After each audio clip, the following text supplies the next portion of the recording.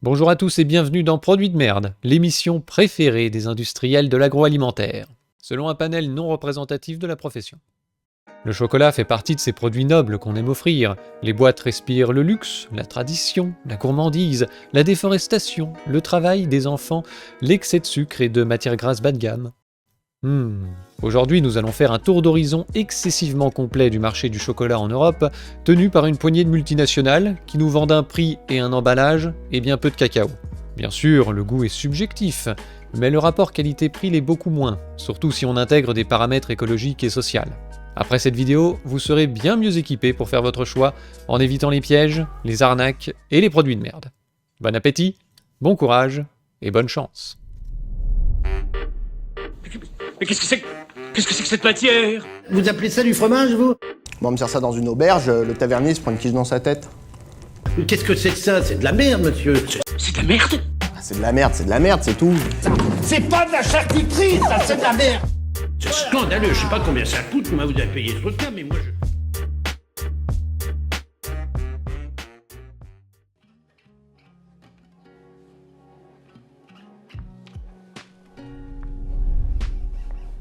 À l'origine, le cacaoyer est un arbre originaire d'Amérique du Sud. Cultivé dans cette région depuis plus de 3500 ans, les Mayas et les Aztèques considéraient son fruit comme la nourriture des dieux. Les fèves étaient principalement consommées sous la forme d'une boisson amère, nommée le caco, réservée aux nobles et aux rituels religieux.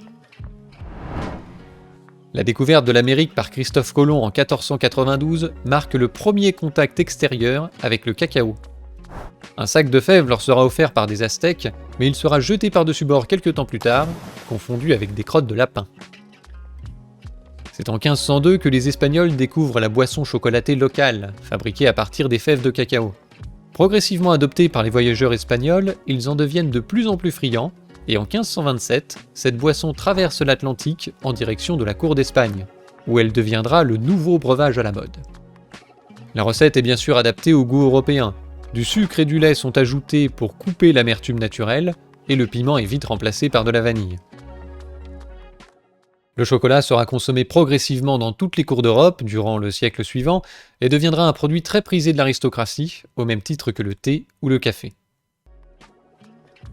La première expédition commerciale de cacao en direction de l'Espagne date de 1590. Des fèves de cacao seront exigées comme butin de guerre au fur et à mesure de la conquête des Amériques. Puis, pour alimenter une demande toujours croissante, ce sont les Mésoaméricains eux-mêmes qui furent exigés comme butin et réduits en esclavage pour produire le cacao et le sucre de canne tant convoités. En attendant bien sûr l'arrivée de la main-d'œuvre africaine dans le cadre du commerce triangulaire et de la traite négrière. Le chocolat restera un produit de luxe réservé à l'aristocratie jusqu'en 1780 et les débuts de l'industrialisation au Royaume-Uni. C'est au cours du XXe siècle que vont apparaître les différents produits dérivés du cacao et les marques que nous connaissons aujourd'hui. Les Anglais produiront le premier chocolat noir à croquer, le Néerlandais Van Houten inventera le chocolat en poudre, les Français seront à l'origine de la ganache et du concept de la tablette. Les Suisses, bien connus aujourd'hui pour le chocolat, entreront dans la danse un petit peu plus tard, après 1875. L'invention du lait en poudre par Nestlé permettra de créer le premier chocolat au lait. Lindt, de son côté, mettra au point la technique du conchage, permettant de fabriquer des chocolats au fondant inégalé. Nestlé inventera aussi le chocolat blanc en 1930 pour utiliser des excédents de beurre de cacao. En 1920, le Belge Calbo invente le premier chocolat de couverture, fabriqué spécialement pour être utilisé par les professionnels de l'enrobage et de la confiserie. Il deviendra un pilier de l'industrialisation dans l'après-guerre. De nos jours, la quasi-totalité des chocolats sont enrobés du même chocolat de couverture, produit par deux entreprises. Enfin, on peut citer l'apport toujours inestimable des États-Unis à la gastronomie. Les entreprises Mars et Hershey's, lancées au début du XXe siècle, dominent aujourd'hui le marché du chocolat. Mais ne vous en faites pas, on redorera leur blason en fin de vidéo. Pour ces raisons historiques, l'écrasante majorité de la transformation et de la consommation de cacao sont le fait de l'Europe, des États-Unis et du Japon. Alors que le cacaoyer ne pousse que dans la ceinture de cacao, située bien plus au sud, entre les deux tropiques. Au XIXe siècle, le Venezuela puis l'Équateur occupèrent la place de premier producteur mondial. On parlait alors d'une production en milliers ou dizaines de milliers de tonnes. De nos jours, la production annuelle dépasse les 5 millions de tonnes par an. Au début du XXe siècle, 95% du cacao était encore produit en Amérique du Sud. Les entreprises du chocolat, soucieuses de diversifier leur approvisionnement et de se rapprocher des pays de consommation, ont introduit le cacaoyer en Afrique dès 1822 sur l'île de Sao Tomé, qui finira par être couverte à 90% de plantations. La persistance de l'esclavage sur l'île malgré l'abolition plongera les fabricants dans des scandales d'exploitation d'enfants qui les conduiront à boycotter l'île et à se tourner vers d'autres pays, notamment le Nigeria, le Ghana et la Côte d'Ivoire. Ceux qui suivront la suite de l'histoire apprécieront l'ironie de la situation.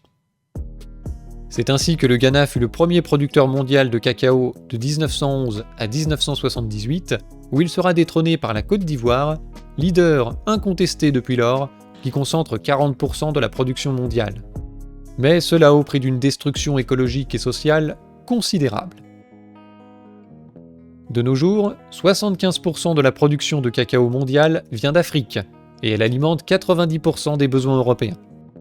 C'est la raison pour laquelle on va se concentrer sur la réalité africaine de la production dans la suite de cette vidéo, et en particulier sur le cas de la Côte d'Ivoire, qui est un exemple caricatural des problèmes. Pour résumer la situation, le cacao est produit en masse dans des pays qui ne le consomment pas, et il est consommé en masse dans des pays où il ne pousse pas. Cette situation issue du colonialisme a persisté en raison de l'écart de niveau de vie entre le Nord et le Sud. Le chocolat est un produit non essentiel, coûteux et nécessitant un certain niveau d'industrialisation pour être abordable auprès d'une masse de consommateurs suffisamment riche. Les pays producteurs n'ayant pas de consommateurs locaux, pour des raisons culturelles ou de solvabilité, ils ne peuvent pas développer les étapes de la transformation et se cantonnent à l'activité la plus encombrante et la moins valorisée, la production des fèves de cacao.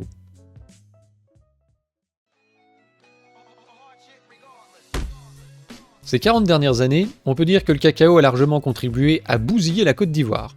Des livres relativement épais ont été écrits sur le cycle économique du cacao ou sur l'impact néfaste du libéralisme sur ce marché agricole. Sans trop rentrer dans les détails, il me semble important de donner quelques clés pour comprendre comment la Côte d'Ivoire a développé un syndrome de Stockholm avec le cacao et pourquoi le développement de cette production a toutes les chances de finir dans un drame humanitaire sans nom.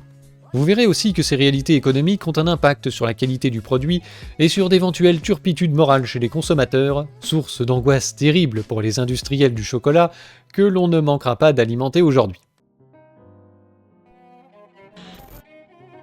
Suite à la décolonisation dans les années 60, les pays africains se dotent d'administrations pour organiser l'exportation des matières premières, notamment agricoles. L'immense majorité du cacao étant produit par des petits producteurs qui possèdent environ 3 hectares de terre en moyenne, qu'ils cultivent en parallèle d'une petite agriculture vivrière. Des caisses de stabilisation, appelées caisses stab, sont créées dans la plupart des pays d'Afrique. Elles sont chargées de réguler les marchés du café, du coton ou du cacao. Leur rôle principal est de lisser les fluctuations du marché pour garantir un prix minimal constant aux producteurs. Oui, on appelle ça le commerce équitable, mais on va y revenir. Elles fournissaient principalement 2 services visant à limiter la volatilité des prix. La gestion d'un marché à terme qui permet de vendre la production tout au long de l'année et pas tout en même temps au moment de la récolte, ce qui augmente le pouvoir de négociation des producteurs, et le stockage des marchandises qui permet d'étaler un éventuel excès d'offres. Cela dit, c'est moins vrai pour le cacao qui se conserve mal sous les tropiques, et on verra que cette particularité fait aujourd'hui le bonheur d'un autre acteur de la chaîne situé en Occident. Les caisses stab devaient donc gérer une épargne constituée pendant les bonnes années, où le prix de marché était supérieur au prix garanti aux producteurs, et cette épargne devait servir à financer diverses infrastructures, notamment des routes, et à compenser les années où le prix de marché était trop bas. Les caisses stab étaient couplées à l'existence d'accords internationaux sur le cacao entre les pays producteurs et consommateurs. Ils définissaient des quotas de production âprement négociés pour chaque pays producteur, ainsi qu'une fourchette de prix pour chaque année, avec un plancher et un plafond. Quand le plafond était atteint, les pays producteurs libéraient des stocks sur le marché pour faire baisser les prix, et quand le plancher était atteint, ils stockaient la marchandise, et les pays consommateurs participaient d'ailleurs aux frais de stockage. Il faut savoir que tous les pays producteurs et consommateurs n'étaient pas membres de ces accords, ce qui pouvait créer des distorsions de concurrence entre les pays et des phénomènes de passagers clandestins. Pour autant, ces arrangements ont fonctionné tant bien que mal une bonne quinzaine d'années et ont permis aux producteurs de prévoir leurs revenus et de développer leur exploitation. C'est ce qui a vraiment lancé la culture de cacao en Côte d'Ivoire. Puis vint la vague de libre-échange dans les années 80, qui a rapidement vidé les accords internationaux de leur substance. Adieu les quotas, adieu les prix planchers, ne restait qu'un accord sur des normes et des bonnes pratiques avec un organisme international qui fait de la statistique.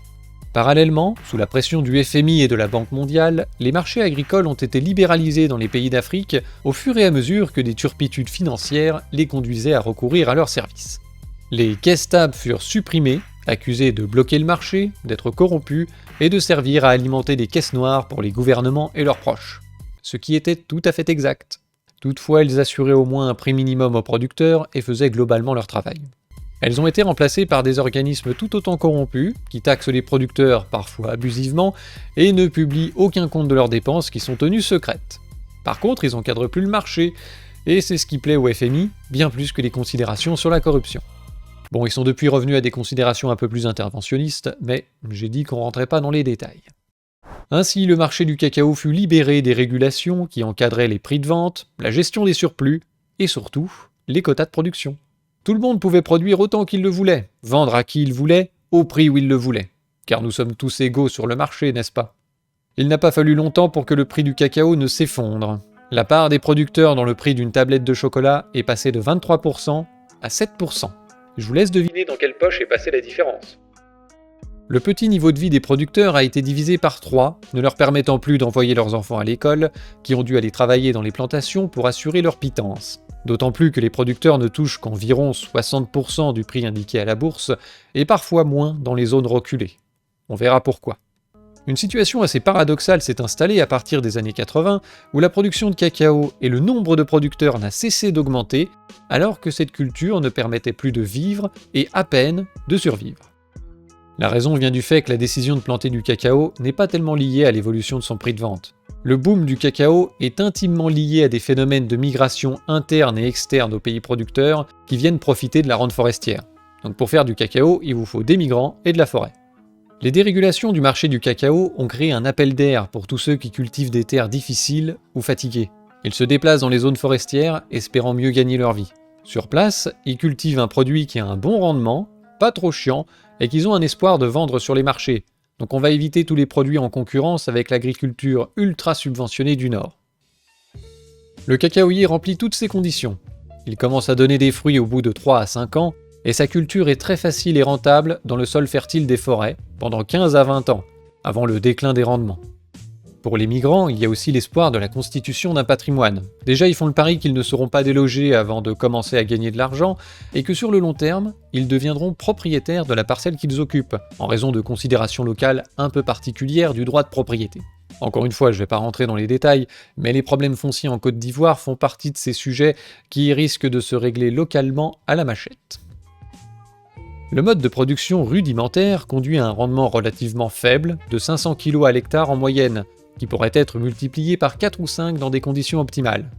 Mais ça demande des investissements, et il reste plus intéressant de compenser cette faiblesse par la surexploitation de la forêt, cette ressource gratuite, régulièrement défrichée, pour ouvrir une nouvelle parcelle.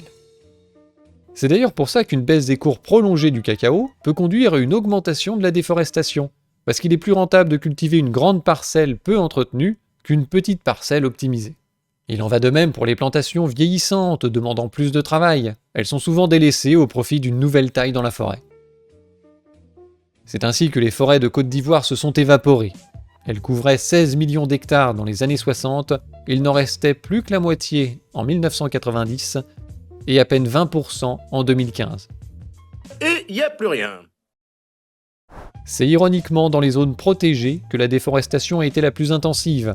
À l'exception d'une ou deux zones à peu près préservées, 90% des forêts protégées ont disparu. Ben il n'y a plus rien, tout s'est envolé. Étant donné que ces zones appartiennent à l'État, et donc à personne en particulier, elles sont le lieu privilégié des migrants qui s'accaparent les terres. La déforestation est majoritairement le fait de la culture du cacao à 40%, mais aussi de l'EVA, du palmier à huile et de l'orpaillage clandestin. Globalement, ces forêts protégées sont devenues des zones de non-droit.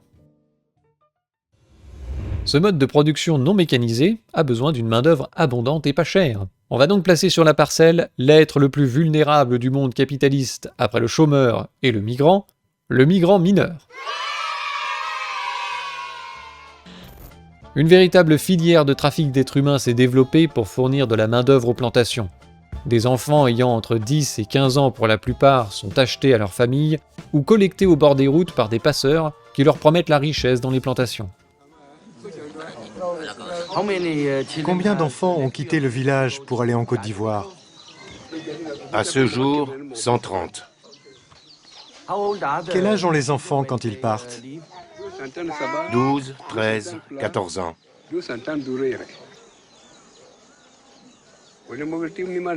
Il rencontre un type en voiture sur la route. S'il peut les prendre, il le fera. Les planteurs viennent souvent dans le village et enlèvent les enfants à l'insu des parents. Les trafiquants transportent entre 2 et 15 enfants par voyage.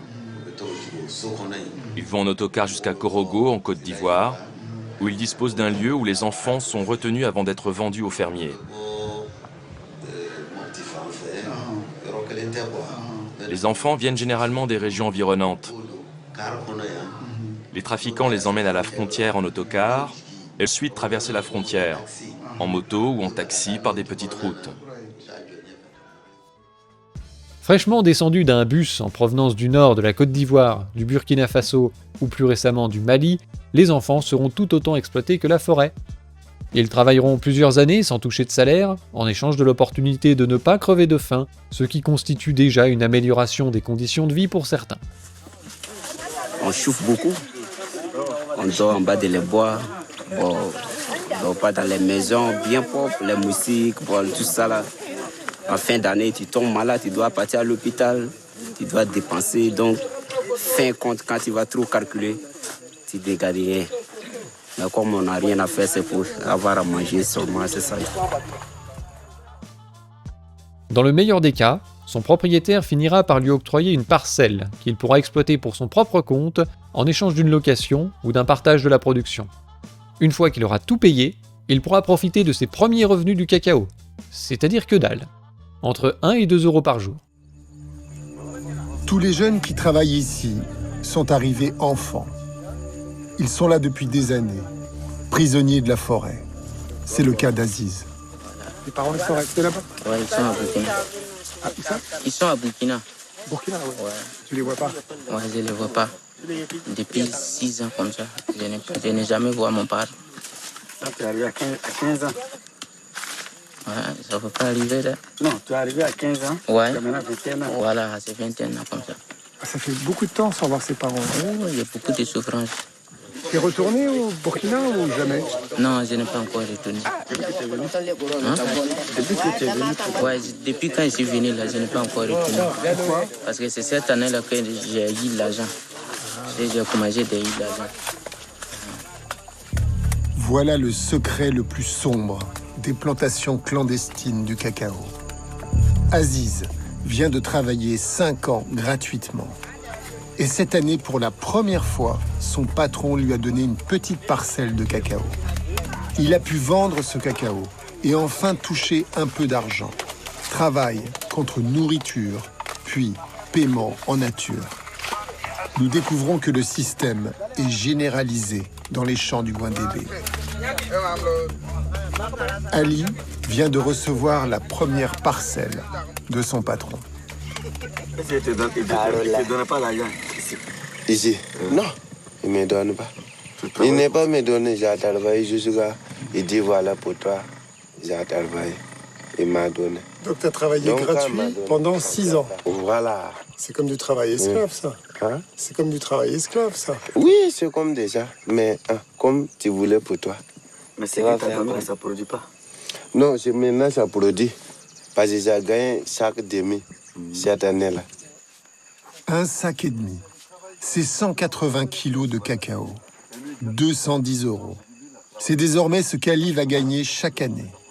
Et il a déjà des dettes. Il est pris au piège. Cette situation n'a rien à voir avec de la méchanceté ou de l'inhumanité. Le besoin colossal en main-d'œuvre pas chère des plantations et la réalité de la pyramide des âges dans les pays de migration conduit structurellement à l'exploitation des enfants dans cette région du monde. 50% de la population a moins de 18 ans au Burkina Faso et moins de 16 ans au Mali. Il est inévitable que ces enfants aient un début de vie professionnelle un peu plus précoce que dans nos régions. Alors certains pays gèrent cette réalité crue et complexe mieux que d'autres, peut-être aussi parce qu'ils le peuvent. Je vous renvoie à ce film sur l'organisation du travail des enfants en Bolivie, où ils essayent de trouver un juste milieu entre les nécessités de la pauvreté et le besoin de préserver le temps de l'enfance et de l'éducation. Cependant, même en étant souple sur le travail des enfants, force est de constater qu'on a affaire aux conditions d'exploitation parmi les plus sordides de la planète. On estime qu'1,8 million d'enfants esclaves travaillent actuellement dans les plantations de cacao en Côte d'Ivoire et au Ghana, qui concentrent 60% de la production mondiale. Il n'y a évidemment ni horaire, ni droit du travail, ni comité d'entreprise. Les gosses sont exposés à des travaux dangereux, les blessures à la machette sont régulières et elles ont intérêt à guérir toutes seules, si vous voyez ce que je veux dire. Ils sont aussi exposés à des produits chimiques, notamment du glyphosate qui sert à défricher la forêt. L'école n'est pas du tout au programme. Déjà, les cultivateurs arrivent au mieux à envoyer un de leurs enfants à l'école, ou bien ils se cotisent pour payer un instituteur pour 200 gosses. Mais quand le cacao arrive à assurer la subsistance, c'est déjà pas mal. Que le consommateur se console, si ses enfants ne travaillaient pas dans le cacao, ils devraient aller travailler ailleurs, et vous n'êtes pas responsable de leurs conditions. Les responsables se trouvent au niveau des États consommateurs et producteurs, dans les institutions financières internationales, et bien sûr les premiers responsables sont la poignée d'entreprises multinationales qui gèrent 90% du marché du chocolat et profitent allègrement de la situation. Les scandales sur le travail des enfants sont la hantise des industriels du chocolat, qui affirment le cœur sur la main faire tout ce qu'ils peuvent pour lutter contre ce problème. Mais quand on regarde leurs actes, on constate qu'ils en font le moins possible. En 2001, un scandale d'exploitation d'enfants avait conduit des sénateurs états-uniens à mettre en place le protocole Harkin-Engel pour obliger les fabricants à tracer la provenance de leur cacao afin de garantir un chocolat sans esclavage. Les industriels ont alors fait pression dans la coulisse pour supprimer toute obligation légale et réduire ce protocole à une déclaration de bonnes pratiques basée sur le volontariat et dépourvue de sanctions. C'est un grand classique. Sans surprise, le secteur n'avait pas atteint ses objectifs de traçabilité en 2005, la date butoir prévue dans le protocole. On l'a donc repoussé à 2008, puis 2010, puis à 2020, et puis... Pendant cette période, le commerce équitable a fait son apparition et s'est aussi développé sur le marché du chocolat. Alors il y aurait une vidéo entière à faire sur ce sujet, on va simplement se contenter ici des conclusions. Globalement, le commerce équitable équivaut à une privatisation de la régulation du marché, rendue nécessaire par les conséquences néfastes de la mondialisation qui finissent par foutre la gerbe aux consommateurs. Partant de bonnes intentions, le commerce équitable a rapidement été dévoyé pour servir de cache-misère aux pires pratiques de l'industrie, et notamment dans le cacao. La mise en concurrence des labels par les entreprises conduit les organismes de certification à niveler leur cahier des charges par le bas pour garder leurs clients, qui sont tous des grandes entreprises du secteur, qui leur versent des millions d'euros. Après tout, aux yeux des consommateurs, un label commerce équitable en vaut un autre. On ne peut pas se renseigner sur tout. Alors on se contente de l'image rassurante et déculpabilisante d'un logo, et puis on va pas chercher plus loin.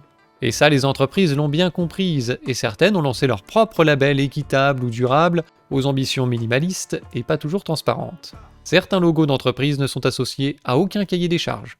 C'est bien pratique. Le cacao durable ou équitable n'a finalement que peu d'impact sur le niveau de vie des producteurs. Ils bénéficient d'une prime brute d'environ 10% de leurs revenus en moyenne, auquel il faut déduire les coûts de la certification et le coût des contraintes de production à respecter pour l'obtenir. Cela dit, ils ne sont pas tous au courant de leurs obligations. Le plus souvent, la certification s'arrête à la coopérative, qui ne fait pas toujours de gros efforts de suivi, et qui reverse rarement aux producteurs l'argent des primes équitables. Certaines n'ont d'ailleurs de coopérative que le nom. Elles ne regroupent aucun producteur, et se contentent d'acheter des fèves tout azimut, qui sont revendues sous un label équitable fictif ou fraudé, pour profiter de la prime.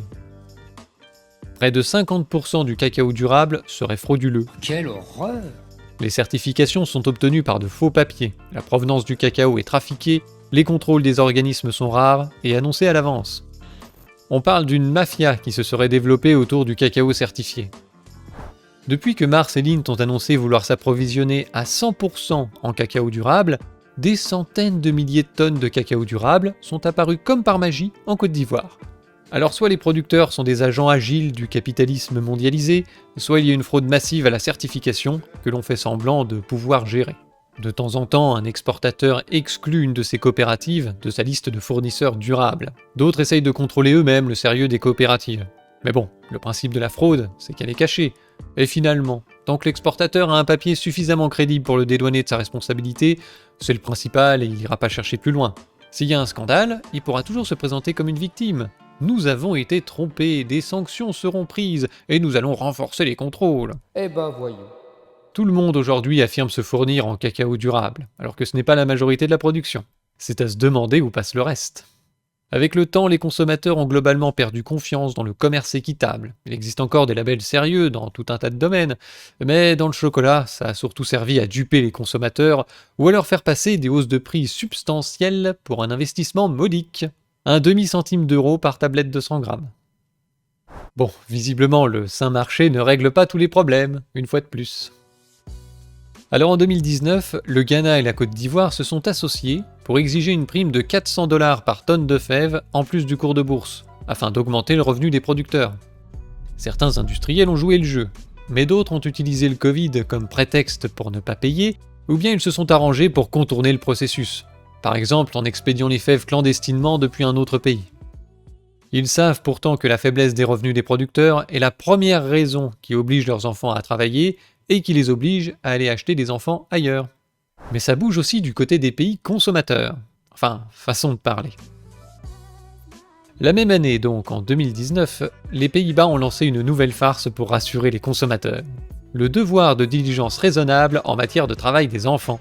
Les industriels vont devoir remonter leur chaîne d'approvisionnement, identifier les problèmes et proposer des solutions pour les résoudre, sans quoi ils s'exposent à des sanctions pénales. Mais ils n'ont pas d'obligation à les résoudre, et puis on reste dans une démarche volontaire, raisonnable. On sait déjà ce qui va se passer. On va prendre un cabinet d'audit extérieur qui fera un joli rapport de diligence raisonnable et nous décharger de toute responsabilité. Sur la base de ce rapport, on donnera un cahier des charges à nos sous-traitants interdisant le travail des enfants, tout en les payant trop mal pour qu'ils le respectent. Et puis on leur mettra tout sur le dos en cas de scandale. L'Union européenne est en train de préparer une loi du même genre à l'échelle communautaire, avec le soutien des industriels du secteur. Enfin bref, ça faillote, ça titille, ça gnognotte, ça se touche la nuit. Comme d'habitude quoi. Et pendant des heures. Cette bureaucratie s'est déjà avérée inefficace pour lutter contre le travail des enfants dans les mines de coltan du Congo. Le résultat ne sera pas différent dans le cacao. Même chez les sous-traitants de l'automobile aux États-Unis, on trouve ce genre de problème. Les donneurs d'ordre interdisent le travail des enfants, mais ils payent tellement mal qu'on finit par trouver des enfants clandestins mexicains dans l'arrière-boutique. Mais bon, ça permet quand même aux industriels de gagner du temps en jetant de la poudre aux yeux des consommateurs qui ont tendance à boycotter les entreprises qui ne font pas assez d'efforts sur ces questions. Cette paperasse est l'occasion de montrer qu'on en fait, à peu de frais et sans rien changer aux fondamentaux du marché, qui sont si lucratifs. Tant qu'il n'y aura pas d'obligation légale de traçabilité, ou tant qu'il sera moins cher de berner les consommateurs que de payer correctement les producteurs, cette situation ne changera pas. Car la seule chose qui compte pour ces entreprises, évidemment, c'est de faire du profit. Et elles profitent. On peut même dire qu'elles sont subventionnées par la déforestation et l'esclavage des enfants. Elles s'assurent d'ailleurs d'avoir le maximum de producteurs à leur service. Il faudrait pas que ces gens aillent subventionner d'autres cultures dont on ne profite pas, comme le café, les VA ou je sais pas quoi. Alors on leur fournit des crédits à taux zéro et on leur offre des plants. Nestlé s'est engagé à fournir 12 millions de plants de cacaoyer Mercedes, une variété à haut rendement issue de la recherche ivoirienne. J'ai rendez-vous avec Nathan Bello, le représentant local de Nestlé. On a juste une pépinière ici d'environ 60 000 plants. 60 000 plants de ce cacao à haut rendement. Ça commence à sortir. Où est-ce que tu as vu que ça sortait? On l'appelle le cacao Mercedes, en référence à la voiture. Ces plants pousseraient beaucoup plus vite que les cacaoyers traditionnels. Donc là, on a semé. Ce cacao qui sort à peine de terre, Nathan va le distribuer gratuitement aux producteurs. On a un objectif, ça dit que c'est dans l'engagement de Nestlé de distribuer 12 millions de plants sur 10 ans qu'on a étalé le programme. En donnant ainsi des millions de plants de cacao Mercedes, le numéro 1 de l'agroalimentaire compte assurer son approvisionnement en cacao dans les années qui viennent. Ces plants sont distribués sans discernement à tous ceux qui voudraient les planter, encourageant la déforestation, notamment dans les forêts classées. Après tout, qu'importe le cours de la bourse, le plan est gratuit. On le plante dans une terre gratuite, et puis on enverra un gosse dans 3 ans pour la première récolte, on le paye même pas, on l'a acheté une fois et il travaille. Tous les programmes d'aide aux producteurs des industriels sont en fait orientés pour pérenniser leur approvisionnement en cacao, et pourquoi pas créer une petite surproduction structurelle qui fera pression sur les prix. Pourtant, ces entreprises auraient les moyens de tout contrôler, d'avoir leur propre plantation, de payer correctement les travailleurs, etc. Mais c'est bien plus rentable d'avoir une nuée de petits producteurs, pauvres, isolés et en concurrence. On les laisse se salir les mains à notre place, et tandis qu'on est subventionné par leur misère, on peut prendre des postures affectées depuis nos grands bureaux de verre sur cette situation regrettable et complexe, qui mettra du temps à s'améliorer. Le temps passe, et les caisses se remplissent.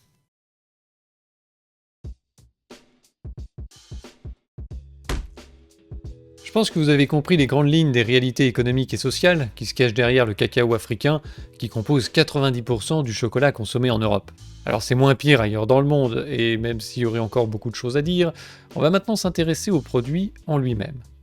Vous aurez sans doute compris que le mode de production décrit précédemment est entièrement tourné vers la quantité, et se fiche complètement de la qualité. Celle-ci est résumée à sa notion la plus basique. Il faut simplement que les fèves soient comestibles et transformables. Donc pas trop de pourri, pas trop de verre ou de déchets exogènes. La question des arômes est complètement passée à la trappe. Car pour développer ces arômes, le cacaoyer aurait besoin de plusieurs choses qui ne sont pas souvent réunies dans le cacao grand public. Déjà, la variété a son importance. Les plans entièrement tournés vers la maximisation du rendement qui sont ultra majoritaires aujourd'hui ne sont pas ceux qui développent les meilleurs arômes. Le cacaoyer doit aussi pousser sous un couvert forestier au milieu d'autres espèces. Or, la forêt est rapidement supprimée pour laisser toute la place aux plants de cacao au nom du rendement. Ce qui est une connerie puisqu'il pousse mieux en agroforesterie, mais ça demande des compétences.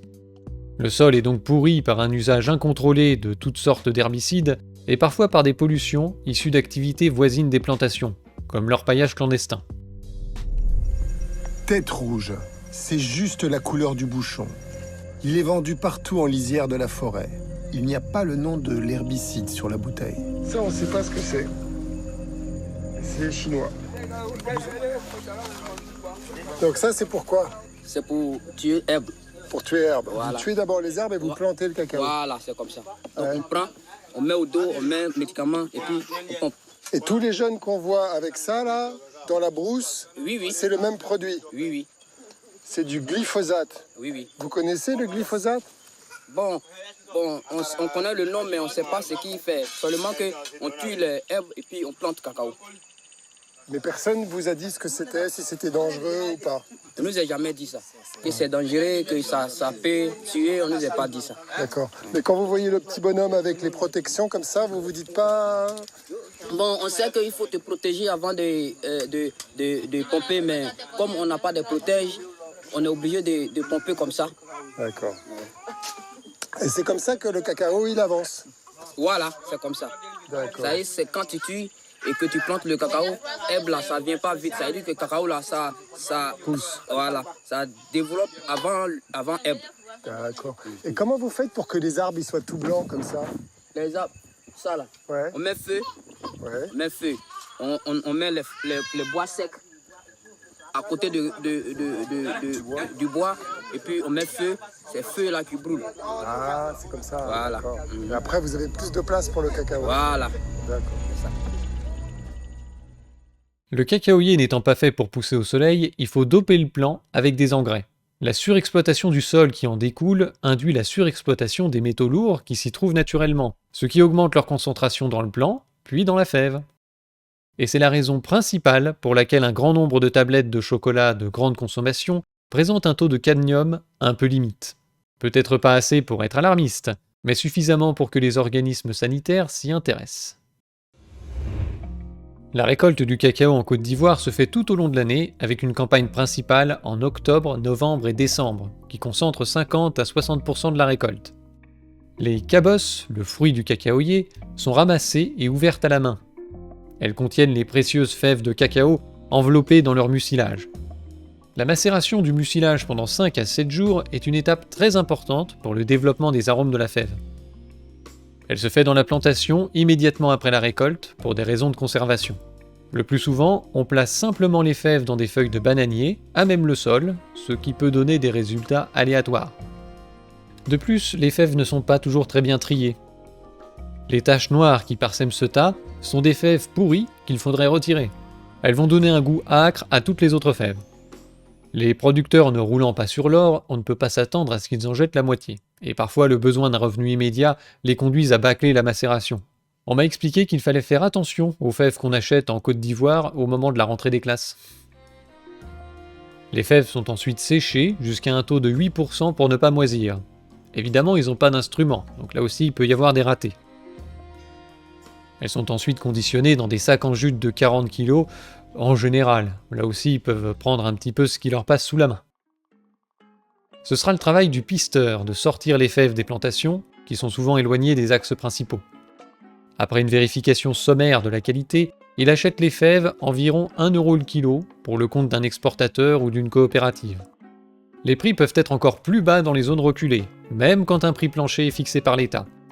Les producteurs n'ont pas vraiment le choix. Pourtant, ces dernières années, le cours du cacao tournait autour des 2,50 $ le kilo, et c'est ce prix qui devrait être payé aux producteurs au bord du champ, comme on dit. Mais ils subissent une décote parce qu'ils sont petits, parce qu'ils sont reculés, il faut du transport, parce que la qualité n'est pas toujours au-dessus du minimum, et parce qu'il peut y avoir des corps étrangers mélangés aux fèves, de la terre, des écorces, etc. Il faudra donc faire un tri avant d'utiliser la production ou de l'exporter. En Côte d'Ivoire, les fèves sont acheminées vers San Pedro ou Abidjan, les deux principaux ports d'exportation du cacao. D'une manière ou d'une autre, elles vont atterrir dans les entrepôts des multinationales du chocolat ou de quelques négociants indépendants, qui survivent parce qu'une loi indique que 30% des fèves doivent être exportées par des entreprises locales. Bref, c'est à partir de là qu'on commence à gagner de l'argent avec le cacao. Une fois triées, débarrassées des impuretés et reconditionnées, les fèves seront en majorité exportées. Une très faible proportion des fèves de Côte d'Ivoire sont transformées sur place. Il n'y a pas de besoin local, il n'y a pas de savoir-faire, il n'y a pas d'alimentation stable en électricité, et puis on a déjà des usines ultra développées en Europe, donc c'est dur d'être compétitif en partant de zéro. Les quelques usines de transformation de Côte d'Ivoire sont détenues par des multinationales du chocolat qui n'hésitent pas à gratter des subventions à l'État, au titre de l'aide au développement. Que serait le capitalisme sans les subventions des pauvres, hein ? Pour ne rien arranger, les fèves se conservent mieux dans les pays tempérés. Raison de plus pour les expédier rapidement vers le nord, principalement au port d'Amsterdam. Elles y seront stockées, en vrac ou en sac, dans de grands hangars sur les docks, en attendant d'être envoyées vers les usines de transformation, situées principalement aux Pays-Bas et en Allemagne. Ces stocks peuvent aussi être revendus à d'autres acteurs de la chaîne de production, ou être utilisés par des spéculateurs qui opèrent depuis Londres sur le marché du cacao. La spéculation entraîne des mouvements de cours parfois sans lien avec les fondamentaux du marché du cacao, qui sont toujours à la défaveur des pays producteurs. Quand les cours baissent, leurs revenus baissent, et quand les cours montent, ça ne se répercute pas forcément dans les poches des producteurs. Et si vraiment la hausse est durable, les industriels peuvent s'arranger pour utiliser moins de cacao dans leur chocolat. Ah, le moment que vous attendiez tous. On en arrive aux dingueries de la fabrication du chocolat.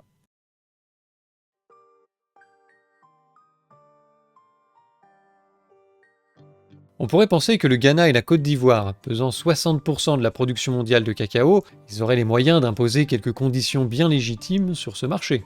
C'est sans compter que la production de chocolat est ultra concentrée de nos jours, se résumant à une dizaine de multinationales qui mettent les pays producteurs en concurrence. On peut scinder ces entreprises en deux groupes d'activités. Le premier groupe s'occupe principalement du négoce et de la transformation des fèves en produits semi-finis. Un marché dominé à 75% par 4 multinationales, souvent inconnues du grand public. Le deuxième groupe sont les chocolatiers qui assemblent ces produits semi-finis pour fabriquer tous les chocolats et autres confiseries cacaotées à destination des tubes digestifs.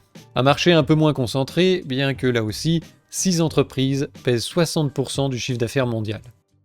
La fabrication du chocolat nécessite une suite d'étapes perfectionnées au cours du temps qui vont développer ses arômes et sa texture. La première, et parmi les plus importantes, est la torréfaction des fèves de cacao. Comme pour le café, elles vont être chauffées entre 100 et 140 degrés pendant environ 30 minutes. Ça peut varier en fonction de l'origine des fèves et des demandes des clients. Les fèves torréfiées sont envoyées vers un concasseur qui va les réduire en petits morceaux. Des tamis vont séparer la coque et la pulpe d'un côté et le grain de cacao de l'autre, qu'on appelle le gruet. Ce gruet va être broyé dans des grands rouleaux jusqu'à obtenir une sorte de pâte assez fluide qu'on appelle la masse de cacao ou encore la liqueur de cacao. À ce stade, ça ressemble déjà à du chocolat, mais ça n'en a pas encore le goût que l'on connaît. C'est beaucoup trop astringent. Il faut noter que la liqueur obtenue dans l'industrie est en général un mélange de fèves de différentes origines et de différentes qualités, une sorte de villageoise du cacao, dont la constance gustative est plus importante que la richesse des arômes, qui passent à la trappe. Alors en parallèle, ils font aussi un cacao grand cru, plus orienté sur le goût, mais on y reviendra. Pour obtenir le chocolat qu'on connaît, on va plus ou moins diluer cette liqueur avec du sucre et du beurre de cacao pour l'adoucir. C'est comme ça qu'on obtient du chocolat noir à 70, 75 ou 80%. Si vous voulez du chocolat au lait, il suffit d'augmenter les proportions de sucre et de beurre de cacao et d'ajouter du lait en poudre. Quant au chocolat blanc, il ne contient pas de liqueur, seulement du beurre de cacao et du sucre. Pour fabriquer ces différents types de chocolat, les ingrédients sont mélangés dans un malaxeur jusqu'à obtenir une pâte homogène, qui est à nouveau envoyée au broyage pour diminuer la granulométrie. Le mélange est ensuite brassé dans une conche selon un mouvement de va-et-vient qui va parfaire son homogénéité, développer tous les arômes du chocolat et réduire son acidité. Le conchage est une étape essentielle pour obtenir un chocolat de qualité, tant sur le goût que sur la texture, mais qui est souvent bâclé dans l'industrie. Il se contente de quelques heures de brassage, là où un artisan laissera tourner les conches pendant 12 à 48 heures. Pour terminer, le chocolat est tempéré selon un cycle particulier qui lui permet de passer de l'état liquide à solide. Et il n'y a plus qu'à le verser dans un moule. Bien, alors là je viens de vous faire la liste des étapes normales de la transformation du cacao, de la fève à la tablette de chocolat. Maintenant, on va commencer la liste des dingueries que l'on trouve aux différentes étapes. Si vous avez bien suivi, vous avez peut-être remarqué que j'ai laissé une zone d'ombre dans le processus de fabrication. D'où vient le fameux beurre de cacao si essentiel ? Eh bien, il vient de la liqueur elle-même que l'on va presser dans des grosses machines pour extraire le gras qu'elle contient. Le beurre de cacao sort sous la forme d'une huile liquide qui, en figeant, prend une apparence justifiant mieux son nom. Une fois débarrassé de son gras, il ne reste de la liqueur qu'une matière sèche, le tourteau de cacao, qui sera utilisé pour fabriquer le cacao en poudre. Un ingrédient utilisé dans la composition de biscuits, de boissons chocolatées, ou simplement vendu sous la forme de poudre pour le petit déjeuner. Mais ce produit bien connu cache quelques pièges qui le sont beaucoup moins. On va donc s'attarder 2 secondes là-dessus avant de revenir sur le beurre de cacao. Pour commencer, il faut distinguer 2 appellations commerciales. Le cacao maigre, qui contient 100% de poudre de cacao, et le chocolat en poudre, qui est normalement moins cher, puisqu'il contient minimum 32% de cacao maigre, le reste étant remplacé par du sucre. Et puis il y a une 3e catégorie de poudre, encore plus bas de gamme, affichant moins de 32% de cacao, et qui se cache derrière des marques parce qu'ils ne peuvent se prévaloir d'aucune de ces appellations. C'est le cas du Nesquik, qui ne contient que 23% de cacao pour 75% de sucre ajouté. Astuce pouvoir d'achat. Au lieu d'acheter du Nesquik, vous prenez du cacao maigre, vous le diluez aux 3/4 avec du sucre, et vous ferez des économies. De rien, c'est un plaisir. Ah mais rassurez-vous, ils ont fait une version allégée, qui contient 30% de sucre en moins. Est-ce que ça veut dire qu'il y a plus de cacao ? Eh bien non, le cacao aussi est allégé, à 17%. Et qu'est-ce qu'ils ont mis dans la boîte du coup ? Eh bien le premier ingrédient devient la maltodextrine, qui n'est pas autre chose qu'un assemblage de glucides. Mais c'est allégé en sucre, et ça justifie de le vendre 30% plus cher. Pas mal, non? J'aime pas trop les voleurs et les fils de pute. Apparemment, les gens ont compris qu'on se foutait de leur gueule, parce qu'ils ont changé la recette en cours de route. Cette fois, le cacao est le premier ingrédient à 28%. La maltodextrine est planquée sous le terme « fibres solubles de maïs ». Des vitamines, des minéraux et des arômes sont ajoutés dans tous les produits Nesquik, comme si le cacao n'avait ni goût ni nutriments à la base. Eh ben voyons. Faut dire que quand on connaît les méthodes de production du secteur, on comprend mieux pourquoi c'est nécessaire. Et malheureusement, elles sont généralisées. Vous ne serez pas à l'abri des dingueries en choisissant une appellation plutôt qu'une marque. Sachez que pour plaire aux yeux des consommateurs, l'essentiel du cacao maigre est alcalinisé. On appelle ça la méthode hollandaise. On fait cuire les fèves broyées, c'est-à-dire le gruau, avec un additif alcalin. Le plus souvent, c'est du carbonate de potassium, de sodium ou d'ammonium, en fonction du résultat cosmétique voulu. Ça donnera à la poudre un goût plus doux, voire fade. Par contre, elle aura une couleur plus foncée, plus brillante, plus chocolatée, et elle sera plus facile à diluer. Ce sera parfois indiqué dans les ingrédients comme un correcteur d'acidité. Des entreprises peuvent proposer jusqu'à 80 versions de poudre différentes en fonction de l'aspect cosmétique que vous voulez obtenir. On voit l'intérêt pour les industriels qui les utilisent dans leurs recettes, mais le consommateur perd une grande partie des qualités nutritives et gustatives du produit. Quand il s'agit de confiseries de consommation occasionnelle, bourrées de sucre et d'arômes, c'est pas très grave. Mais si vous voulez vous faire des chocolats chauds régulièrement, privilégiez les cacaos maigres à 100% non alcalinisés. Ce sera meilleur et ça alimentera moins vos risques de diabète. Revenons maintenant au beurre de cacao. Pour commencer, on va faire un lien avec le sujet précédent. Je n'ai vu aucune indication sur ce qu'il advient du beurre de cacao issu du gruau alcalinisé. Eh oui, pour obtenir la poudre, il a bien fallu la séparer du beurre, et il n'est pas vendu séparément, et je doute qu'il le balance. Le plus probable est donc qu'il le mélange au reste, qui est déjà farci de merde. Ah oui, c'est vrai, je vous ai montré la jolie presse hydraulique, celle qu'on vous montrera dans tous les reportages sur la fabrication du chocolat. Mais il existe d'autres méthodes d'extraction du beurre de cacao qui reçoivent beaucoup moins de publicité. Par exemple, Cargill est propriétaire d'un brevet permettant la production de beurre et de poudre de cacao par extraction au gaz liquéfié. Take that, Putin. Cela consiste à mélanger la masse de cacao avec un solvant à base d'hydrocarbures saturés afin de préparer une suspension et à séparer la suspension de manière à obtenir un flux de produits enrichis en beurre de cacao et un flux de produits enrichis en matière solide de cacao. On commence à comprendre comment ils ont fait péter la chocolaterie. Eh oui, une usine Hershey's aux États-Unis a été complètement rasée par une explosion au moment où je tournais cette vidéo. Alors les causes de l'incident font l'objet d'une enquête, mais l'hypothèse d'une fuite de gaz a été évoquée. Je me demande si tout ce gaz servait uniquement à chauffer le bâtiment. Et ça ne s'arrête pas là. Les méthodes d'extraction chimique permettent aussi de valoriser les déchets. Vous savez, les coques et les pulpes qui sont séparées du gruau, eh bien elles représentent quand même la moitié du poids des fèves, et ce serait dommage de tout perdre. Les industriels ont donc mis au point différentes techniques pour extraire les nutriments, le sucre ou le gras qu'ils contiennent, c'est-à-dire le beurre de cacao. Tout cela étant présenté comme une démarche zéro déchet dans le cadre du développement d'une économie circulaire et durable. C'est fou comme les mots peuvent parfois prêter à interprétation.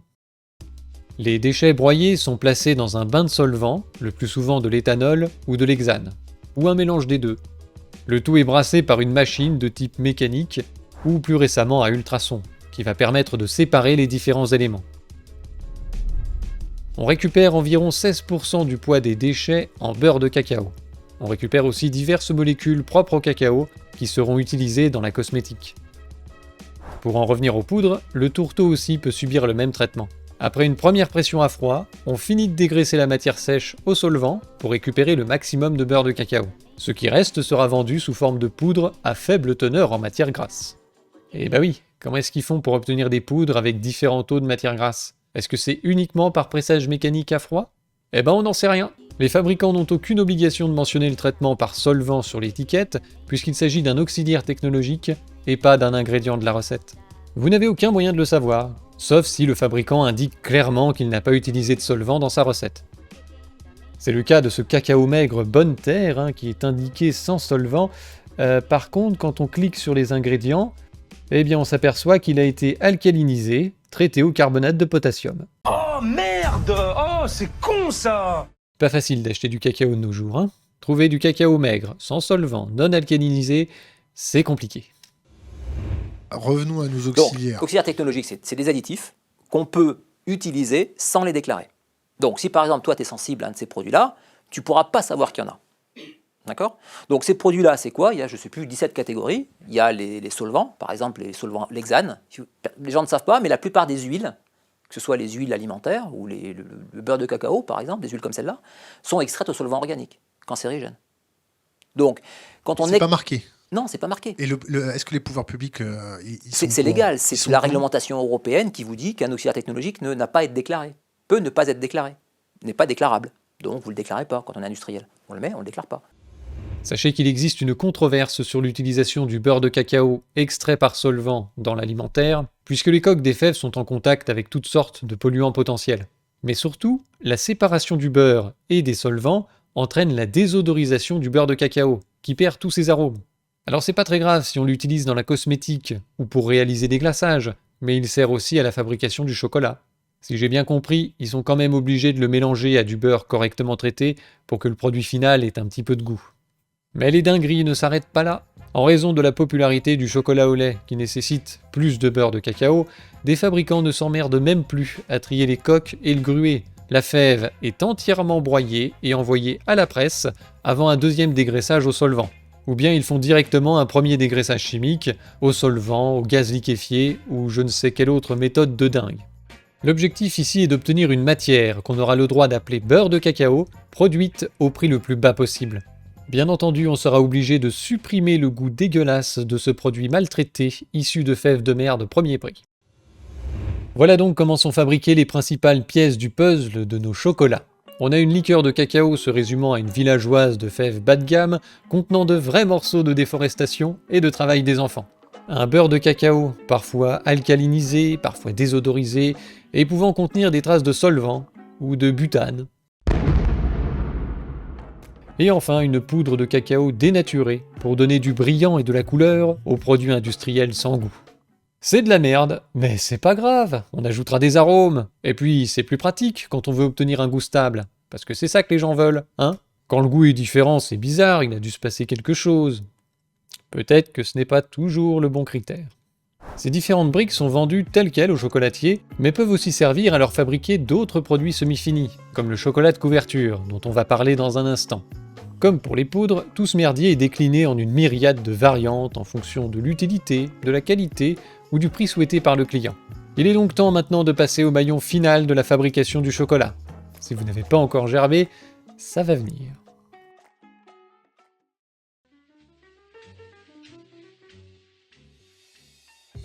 En France, l'utilisation du mot chocolat est légalement réservée aux produits ayant une teneur en matière sèche de cacao supérieure à 35%, dont au moins 18% de beurre de cacao. Ces proportions sont différentes pour les termes chocolat noir, lait et blanc, qui sont aussi encadrés. Je vous laisse voir le détail à l'écran. On parlera de chocolat extra fin, quand les fabricants feront l'effort de mettre un petit peu plus de cacao et de poudre de lait que le minimum légal, et donc forcément moins de sucre. Quant à la mention chocolat traditionnel ou pur beurre de cacao, elle est réservée aux chocolats qui ne contiennent pas d'autres matières grasses que celles issues du cacao. Et oui, car depuis 2003, une directive européenne visant à harmoniser les pratiques du secteur au sein du marché commun a été l'occasion de tirer tout le monde vers le bas en autorisant dans le chocolat l'ajout de matières grasses végétales autres que le beurre de cacao. Après 4 ans de discussions débiles, 6 matières grasses ont été autorisées dans le marché commun, et donc en France. Cette addition est limitée à 5% du produit fini, sans que soient réduites les teneurs minimum en cacao et beurre de cacao prévues dans la loi nationale. Et il a encore fallu des années de discussions supplémentaires pour s'entendre sur une méthode commune de détection des matières grasses afin de contrôler ce seuil de 5%. Eh ben oui, c'est l'Union Européenne. Ça sert à se compliquer la vie pour fabriquer de la merde à la fin. Vous et moi payons des impôts pour financer ce bordel bureaucratique, servant à des multinationales adeptes de l'évasion fiscale à baisser leurs coûts de production au détriment du bon goût et de notre santé. Et ça leur permet aussi de faire pression sur les prix du cacao, parce qu'il faut savoir qu'une variation de quelques pourcents de la demande a une incidence démultipliée sur les prix. Cependant, les fabricants ne semblent pas avoir recours à ces matières grasses alternatives dans la fabrication des tablettes de chocolat qui représentent 1/3 des ventes en France. Pour le moment, j'en ai pas vu de traces dans les ingrédients, même dans les produits premier prix.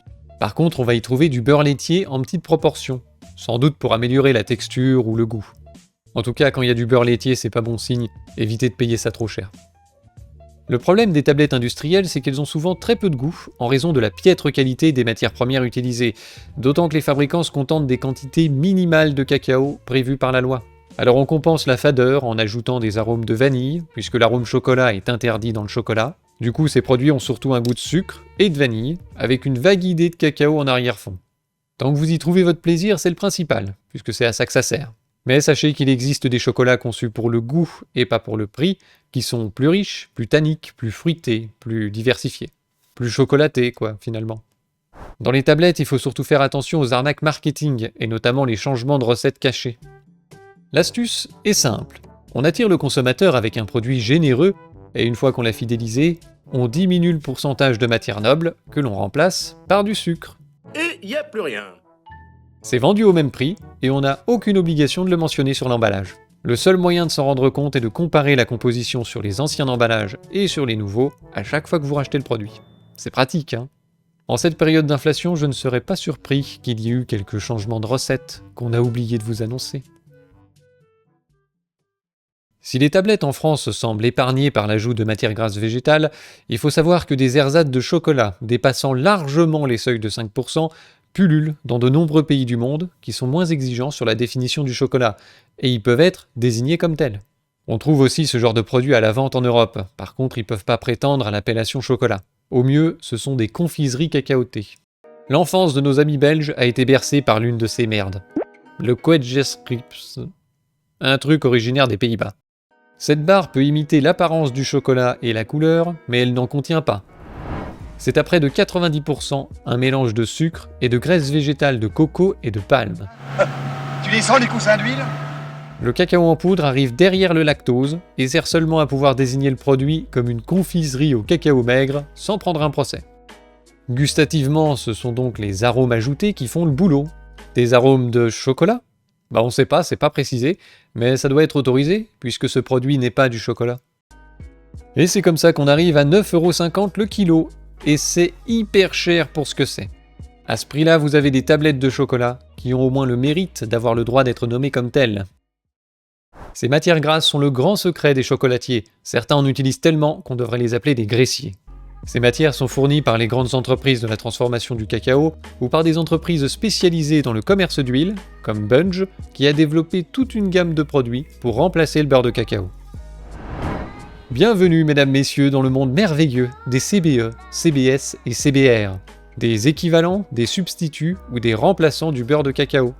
Différents segments pour différents besoins, selon que vous souhaitiez mélanger ces matières grasses au beurre de cacao ou pas, selon la législation du lieu de vente, la résistance à la chaleur voulue, la texture et la brillance voulues, avec ou sans huile de palme, déclinés pour tous les usages du marché du chocolat. Ils ont aussi une gamme pour réaliser le fourrage des barres et des bonbons de chocolat, mais aussi de n'importe quel biscuit ou pâtisserie industrielle.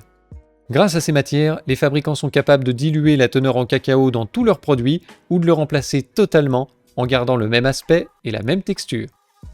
Il est symbolique que cette présentation sur le chocolat se termine par la photo d'une plantation de palmistes. J'en viens à penser qu'il y a des pays où les consommateurs de chocolat n'ont jamais mangé de cacao. On a vu qu'en France et en Europe, il y a quand même quelques règles qui limitent l'usage de ces graisses à 5% du poids total, mais ça ne vaut que pour le chocolat. Le fourrage est libre. Pour les bonbons de chocolat vendus en masse pendant les fêtes, les fabricants utilisent du chocolat uniquement pour l'enrobage. C'est ce qu'on appelle le chocolat de couverture.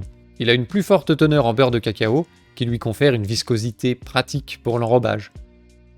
70 à 80% du marché de la couverture est tenu par deux entreprises, Barry Callebaut et Cargill. Autant dire que les chocolatiers utilisent à peu près tous les mêmes briques de base, qui sont agencées en fonction de formes et de proportions différentes, créant une uniformité de goût et un nivellement par le bas. Les bonbons de chocolat vendus en assortiment représentent 25 à 30% du marché du chocolat en France. 25% du poids du bonbon doit être composé de chocolat pour avoir le droit d'être nommé comme tel. Ça veut dire que des boîtes d'assortiment de chocolat au lait peuvent contenir moins de 10% de cacao. 32% de 25% minimum, donc 8% de cacao. Le reste sera constitué de sucre et de graisses végétales diverses contenues dans le fourrage, souvent de l'huile de palme, parce que c'est moins cher. Et ça, mesdames, messieurs, ça compte beaucoup. 80% du chocolat est vendu en grande surface, où les fabricants se livrent à une concurrence féroce par les prix et le marketing pour attirer les clients. Comme la majorité des gens ne savent pas comparer la qualité du chocolat et ont des moyens limités, on fait des économies considérables sur le produit pour être dans les prix de marché, parce que les étiquettes, les gens savent les comparer. Et puis on compense la faible qualité en créant de la valeur perçue par le marketing. On va afficher des référentiels culturels évoquant le luxe, la tradition, la gourmandise, sur de très belles boîtes. Quand vous achetez une boîte d'assortiment à Pâques ou à Noël, la moitié de ce que vous payez, c'est l'emballage. À l'approche de Pâques, le patron de C'est Moi, le 3e groupe français, a troqué la tenue de protection pour le costume cravate.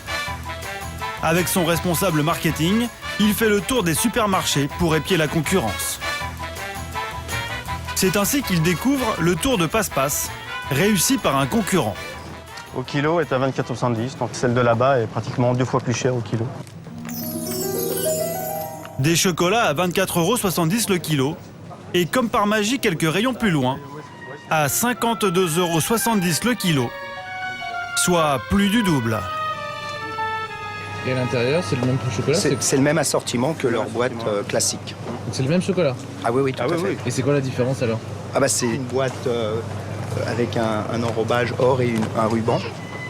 La seule différence, ce sont donc quelques dorures et un petit ruban. La réaction du patron est immédiate. Bonjour. Bonjour. Vous allez bien? Bien, merci. Ouais, ça va? Quelques jours plus tard, réunion marketing au siège du groupe. Le patron s'est entouré de ses spécialistes de la vente. Et après des heures de réflexion, voici l'idée révolutionnaire pour doubler la concurrence. Ah, d'accord. Que voilà. D'accord.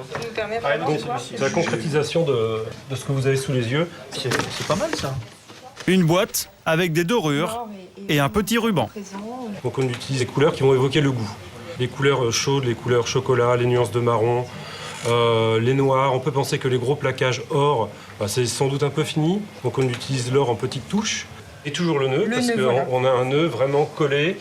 C'est un vrai nœud, une vraie matière. Donc là, il y a... Ouais, donc qui renforce l'aspect cadeau. Seule différence avec les concurrents, leur boîte sera ronde. La boîte chapeau, c'est original sur le marché, puisque ça n'existe pas. Ouais. On est les seuls à avoir la chance de proposer ça aux consommateurs. Donc je crois qu'on va amener un peu d'esprit festif. En général, le consommateur va l'acheter pour l'offrir. Donc le consommateur, quand il va voir ça, c'est premièrement, de quoi vais-je avoir l'air lorsque je vais l'offrir? Donc ça, c'est aussi très important de notre métier, c'est de le valoriser, que notre consommateur soit content de faire une offre à autrui. La valeur perçue a son importance. Voilà, donc on va appeler ça la valeur perçue si on veut, mais en fait, moi je vais résumer ça vers le plaisir d'offrir. Résultat, chez cet industriel, la conception de la boîte coûte presque aussi cher que le chocolat qu'elle contient. C'est un coût important. Le coût du packaging, globalement, c'est environ 40 à 45% du coût total.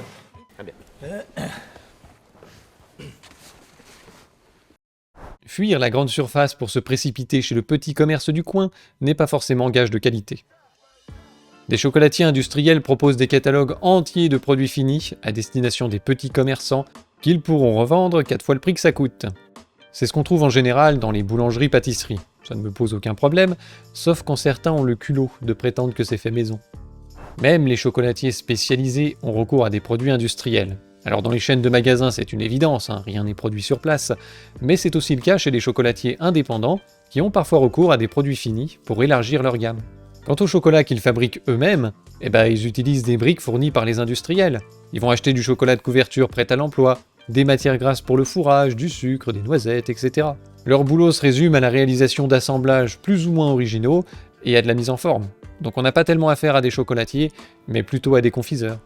Toutefois, la qualité sera généralement meilleure qu'en grande surface, parce qu'ils ont une considération pour le produit qui va au-delà de proposer le prix le plus bas. Ils vont proposer des recettes avec plus de cacao, moins de sucre, ils vont pas chercher à remplacer le beurre de cacao par des matières grasses bas de gamme. Et puis ils achètent des briques de meilleure qualité. Parce qu'en parallèle de la villageoise de cacao grand public, les industriels de la transformation proposent aussi des cacaos grand crus. Cette fois, les fèves sont issues d'une seule origine, ou même d'une seule plantation, et elles ne seront pas mélangées avec d'autres provenances. La qualité de la production et de la fermentation des fèves est surveillée. Elles sont payées plus cher et vendues plus cher. J'ose aussi imaginer que le processus de transformation contient un peu moins de dingueries, mais j'ai pas plus d'informations. Cela dit, il peut y avoir des écarts de qualité énormes entre les confiseurs industriels ou indépendants, entre les indépendants eux-mêmes, ou bien entre les produits que vous trouvez dans une même boutique. Encore une fois, ce qui compte le plus dans le chocolat, c'est que vous aimiez ce que vous mangez, mais c'est toujours bien de savoir lire les étiquettes pour évaluer la qualité et la rapporter au prix que vous payez. Parce qu'il n'y a pas que dans les grandes surfaces où l'on nous vend de la valeur perçue. Le snobisme de se rendre chez le chocolatier du coin peut vous amener à payer très cher pour un produit relativement standard. Mais rassurez-vous, vous ne vous ferez jamais autant bananer que les fans d'Harry Potter, à qui on arrive à fourguer du chocolat ultra bas de gamme à plus de 600 € le kilo, et même 1100 € le kilo. Et ça se vend 100 fois le prix que ça coûte. Les gens font bien ce qu'ils veulent de leur argent, et s'ils sont contents de claquer une fortune dans du marketing et de l'emballage, c'est le principal. Par contre, faut pas venir me dire que l'artisanat coûte cher. Maintenant, si vous préférez mettre votre argent dans le chocolat que vous mangez et pas dans le carton qui finira à la benne, je vous conseille de vous tourner vers les rares chocolatiers qui méritent vraiment ce nom parce qu'ils achètent leurs fèves et fabriquent leur propre chocolat. Le mouvement Bean to Bar, de la fève à la tablette, est une démarche d'intégration verticale complète de la fabrication du chocolat, née au début des années 2000 aux États-Unis. Le chocolat est donc l'un des rares produits alimentaires dont la production industrielle a précédé les méthodes artisanales. C'est dû au fait que la production du chocolat a longtemps nécessité des machines très lourdes et productives, incompatibles avec les petites productions, jusqu'à il y a encore 10-15 ans, où de nouvelles machines ont permis l'essor de ce mouvement naissant.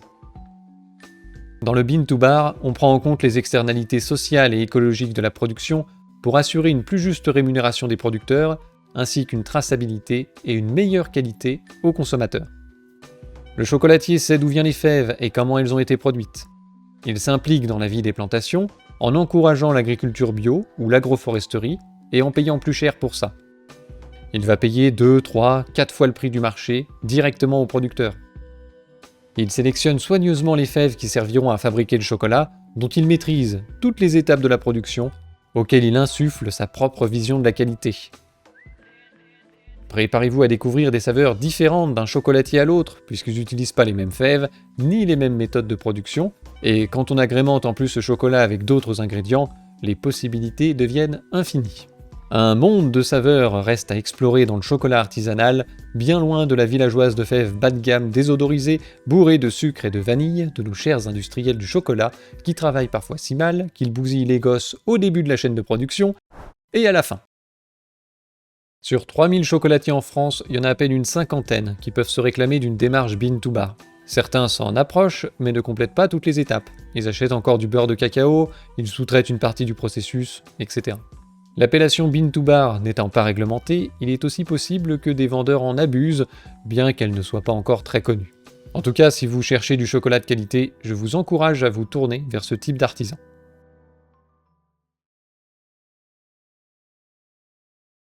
Toutes les dingueries qu'on a vues au cours de cette vidéo sont les raisons pour lesquelles je suis très heureux de vous proposer l'un des meilleurs chocolats de France sur zone artisanale.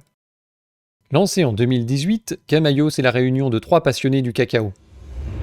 Fabrice et Nicole ont créé une association dans leur village d'Ayos au Cameroun pour travailler ensemble à la fabrication artisanale et solidaire du cacao, mais aussi du café et des arachides. Le maître chocolatier Willy Ferrier s'occupe des fèves en France. Il fait partie des rares personnes à fabriquer son propre chocolat. Camaïos maîtrise tout le processus de fabrication avec un haut degré de contrôle, notamment sur la plantation, et ça, il n'y a pas plus de 10 entreprises en France qui peuvent en dire autant. Une partie des bénéfices du chocolat servent à développer le village d'Ayos à travers leur association. Et ces fèves-là ont un pouvoir presque miraculeux. Le chocolat fabriqué par les 3 associés de Camaïos a permis de changer radicalement la vie des villageois. Grâce à ces fèves et grâce au chocolat, finalement on a réussi à faire une école. On a fait des puits là-bas pour accéder à l'eau potable. On a fait des petits ponts pour accéder au village. On suit les rentrées scolaires de cette école donc en fournissant les tenues, parce qu'ils ont des tenues, les chaussures, des cahiers, des stylos. Tous leurs chocolats sont fabriqués avec 3 ou 4 ingrédients. Leurs propres fèves de cacao broyées en liqueur, leur beurre de cacao qu'ils pressent eux-mêmes mécaniquement, sans solvant ni butane, et du sucre de canne bio. Et pour le chocolat au lait, ils utilisent un lait en poudre sans lécithine de soja. Une précision importante puisqu'il y a des chocolats soi-disant sans lécithine qui utilisent du lait en poudre qui en contient. Alors évidemment, le prix est plus élevé que celui des tablettes habituelles des grandes surfaces, mais comparé à celui des autres chocolatiers Bean to Bar, ils sont plutôt bas. C'est une volonté de Camaïos de rendre ce produit abordable au plus grand nombre, même si je sais bien que ça veut pas dire abordable à tout le monde. Cela dit, ça reste moins cher que les chocos-grenouilles sur Amazon. Pour être transparent sur les liens d'intérêt, je tiens à préciser aux nouveaux spectateurs qui ne sont pas forcément au courant qu'il ne s'agit pas d'un placement de produit au sens où vous avez l'habitude d'en voir sur YouTube. Zone artisanale est mon activité secondaire. C'est moi qui fais les envois à ce jour, et Camaïos rémunère cette mise en avant par une petite réduction complémentaire. Alors même si on peut trouver des artisans de qualité un petit peu partout, quoique dans le chocolat c'est plutôt compliqué, vous pouvez soutenir ce travail d'information en passant sur zoneartisanale.com ou bien via ma page Tipeee. Tous les liens sont en description. Sur ces bonnes paroles, je vous remercie de m'avoir accompagné jusqu'au bout dans le monde merveilleux du chocolat. Si vous avez appris quelque chose qui vous semble important, je vous encourage à partager cette vidéo. Il ne me reste plus qu'à vous souhaiter bon appétit, bon courage et bonne chance.